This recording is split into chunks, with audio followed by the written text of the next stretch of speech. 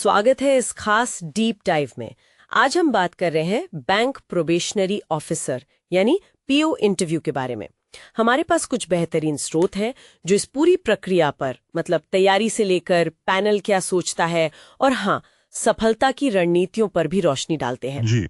और देखिए, bank PO सिर्फ एक नौकरी नहीं है, ये तो भारतीय अर्थव्यवस्था का एक बहुत अहम हिस्सा है। बिल्कुल। लोन देना, कस्टमर सर्विस, सरकारी योजनाओं को लोगों तक पहुंचाना काफी जिम्मेदारी वाला काम है। बिल्कुल बिल्कुल, ये एक मल्टी डायमेंशनल भूमिका है।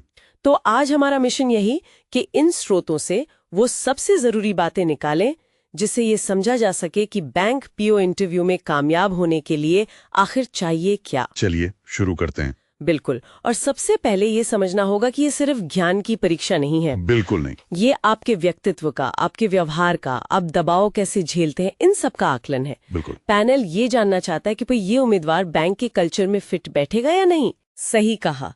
तो पैनल असल में परखता क्या है?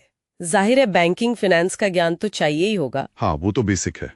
जैसे आरबीआई कैसे काम करता है, मॉनेटरी पॉलिसी, एनपीए क्या चीज है, रेपो रेट, और आजकल तो डिजिटल पेमेंट्स, यूपीआई, सीबीडीसी, ये सब तो पता होना ही चाहिए ना। हाँ, ये तो नींव है। बिल्कुल। लेकिन पैनल सिर्फ किताबी ज्ञान नहीं देख रहा होता, वो ये भी देखते हैं कि उम्मीदवार को आसपास क्या चल रहा है, मतलब करंट अफेयर्स, खासकर इकोनॉमी में उसकी कितनी समझ है। अच्छा। इससे पता चलता है कि उम्मीदवार कितना जागरूक है, सीखने को कितना तैयार है।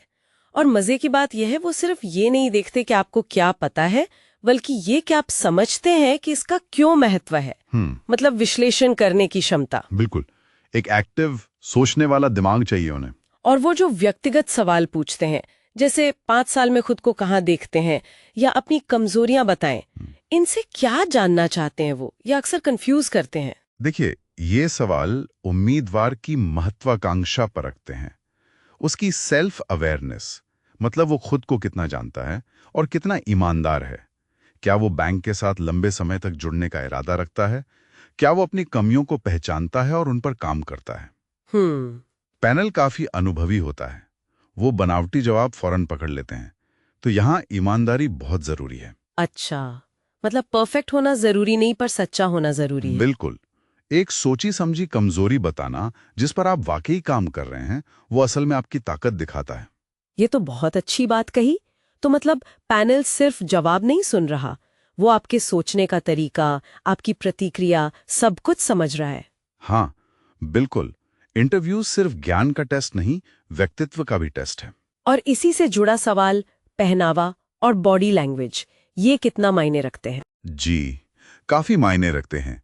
पहला इंप्रेशन बहुत जरूरी है। पेशेवर दिखना जरूरी है। साफ सुथरे, आरामदायक कपड़े।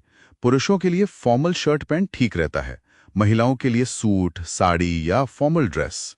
रंग वगैरह? हल्के रंग बेहतर माने जाते हैं, पर सबसे जरूरी है कि आप सहज महसूस करें। जिसमें आप अटपटा महसूस करें वो ना पहने। और बॉडी लैंग्वेज, वो आपका आत्मविश्वास दिखाती है।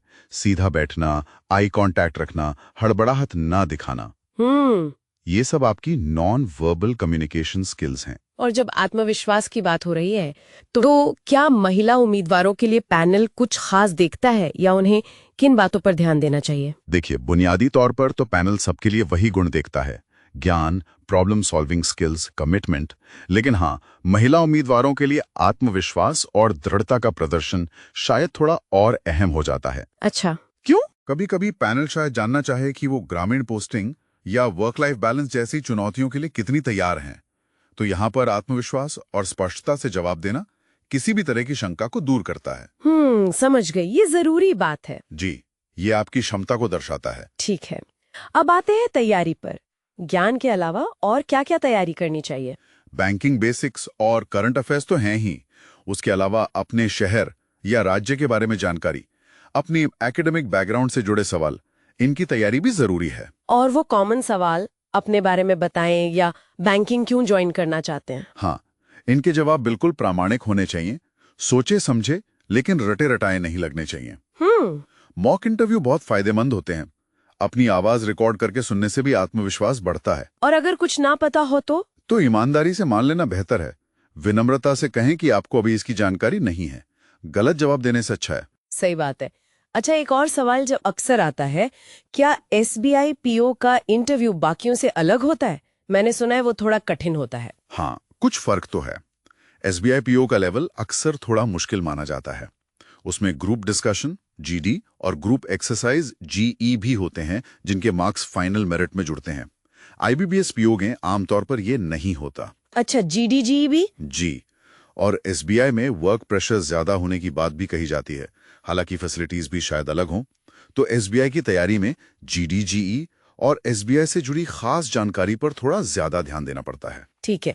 आखिर में वो कौन सी आम गलतियां हैं जिनसे उम्मीदवारों को जरूर बचना चाहिए? कुछ चीजें हैं जो तुरंत खराब इंप्रेशन डालती हैं, जैसे देर से पहुंचना, कैजुअल या गंदे कपड़े पहनना, जवाबों में झूठ बोलना या बढ़ा चढ़ाकर बताना, बैंक के बारे में बेसिक रिसर्च भी ना करके जाना, बहुत ज्यादा नर्वस दिखना या फिर पैनल के साथ बहस करने लगना। अरे हाँ, बहस तो बिल्कुल नहीं। जी, शांत रहना, फोकस रखना और सम्मानजनक व्यवहार करना बहुत जरूरी है। तो इस पूरी चर्चा का सार यही निकलता है कि बैंक पीयू इंटरव्यू सिर्फ सवालों का जवाब देना नहीं है।